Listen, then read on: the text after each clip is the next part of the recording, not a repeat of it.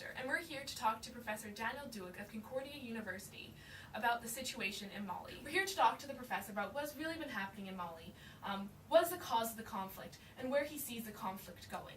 So welcome, Professor. Thank you very much. Right on. So why did France launch an intervention in Mali? We know that it was a former French colony, but what other interests does France have in the region? And France's motivations historically have really been both political and economic, reinforcing its status as a global power by, in a sense, maintaining its transcontinental relevance by intervening militarily, showing that it still has that power to do so, which also ties into their economic motivations, their second main reason for their history of interventions in Africa.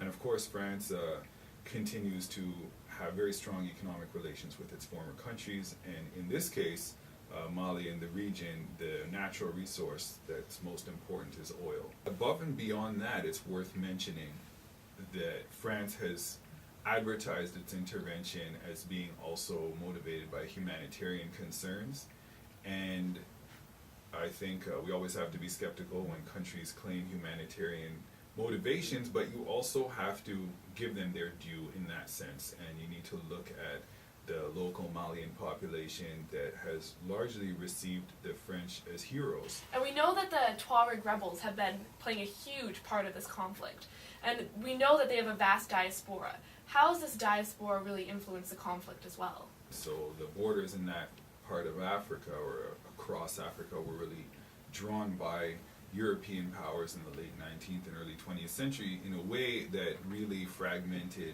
the territory upon which the Tuaregs lived and left groups of Tuaregs across a number of different countries. So in that sense, the Tuaregs have had a history of antagonism with the governments of a number of countries in which they live. So how has the conflict in Libya influenced the conflict in Mali? First of all, the Libyan government, when Gaddafi's government was faltering, he put out the call to have essentially mercenaries come in from other parts of the region to join him and to shore up his government's forces against the rebels within Libya. And many of these mercenaries were black Africans, so-called, as opposed to the Arab ethnic folks in much of Libya, and this actually gave rise to a lot of racism in Libya during and immediately after the Civil War. People took darker-skinned people in Libya to have been aligned with the Libyan government, with Gaddafi's government. So speaking about the radical Islamists, we see that they have entrenched themselves in Mali.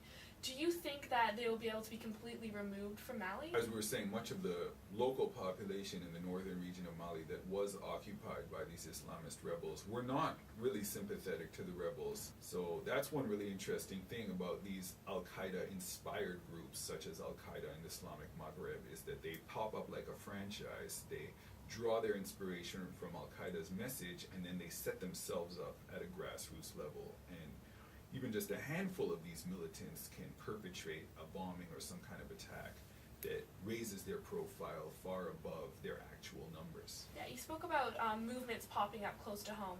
Which conflict, or what conflict, would you say is closest to the Malian conflict in Africa? There are, because of this phenomenon of state weakness and border porosity, the fact that militant groups can move in relatively easily and cross borders, that's something that we've seen many times before. So to the extent that these kinds of civil wars or instances of political violence occur, it's very common for them to cross borders and to involve more than one country, precisely because ethnic groups tend to be found across several different countries, and also because of this phenomenon of state weakness. We've had a lot of interesting information to talk about today, and I know I've learned a lot, and I hope our viewers did as well. So thanks for talking with us, and I hope we get to see what happens in Mali in the future. Thank you. Great. All right. Thanks a lot.